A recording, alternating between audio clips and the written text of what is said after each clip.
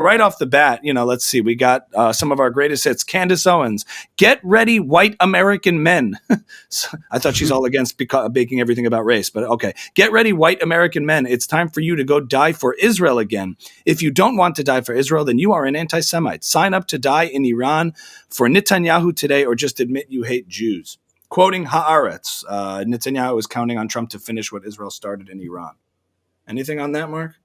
Yeah, I mean, I think we've talked about that. I mean, I think it's very clear that Donald Trump can finish what Netanyahu started in Iran by the credible threat of military force that forces Khamenei back to Oman to negotiate a peaceful Senegalese deal. Candace Owens is making that less likely that Khamenei will get that message, because Khamenei won't believe that Trump will do it, because the Candace Owens of the world are criticizing him for threatening military force.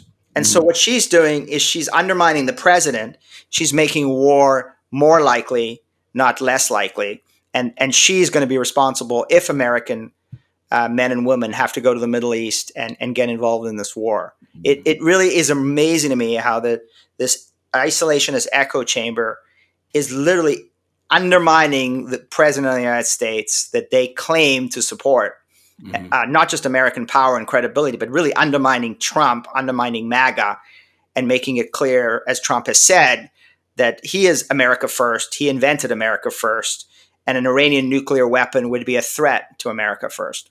Seems like Candace and Tucker are Candace Tucker first. I mean, it's pretty revealing in these kind of cases what they're trying to build. But I actually thought of the question I wanted to say before, which is you spoke about that if Khomeini could come to the negotiating table, then that's a desirable outcome and resolution to this. But then what's to stop everything from resuming if, God forbid, we get AOC 2028 or somebody like that, or another type of Biden or a weak candidate on the world stage, or an Obama 2.0, and then everything just gets resumed again. So to what extent can the regime be left in place? Does Israel and the United States have different desires for that outcome, especially given this mass uprising in the Iranian moderate population?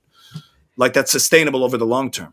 Yeah, I mean, I think if there is a deal, I agree with you. That is how Khamenei will play it. He will kind of agree to something, wait 3 years, Trump is gone, God forbid, AOC or Gavin Newsom or, some Republican isolationist.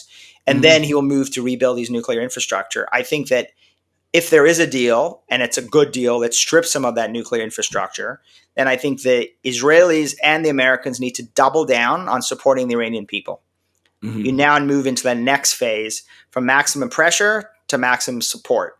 And that's where the Iranian people will now see that their regime is not 10 feet tall. It's hollow ideologically, economically, and militarily. And now we take the Reagan strategy. Now it's about going there and really supporting anti-regime dissidents and figuratively or literally arming them with the kind of support they need. Labor strike funds, technology so that they communicate with internet blackouts. Elon Musk sends Starlink terminals now. I mean, he's now provided that after many years, which is very important. And we have put together a whole series of memos with hundreds of ideas about how you can support the Iranian people. At the same time, we should be running offensive influence operations against the regime and its support base.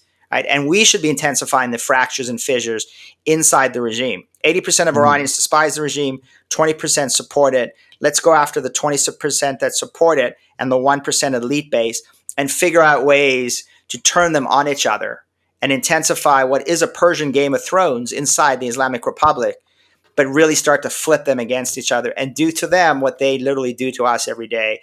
That becomes the next phase of a coordinated U.S. and Israeli strategy.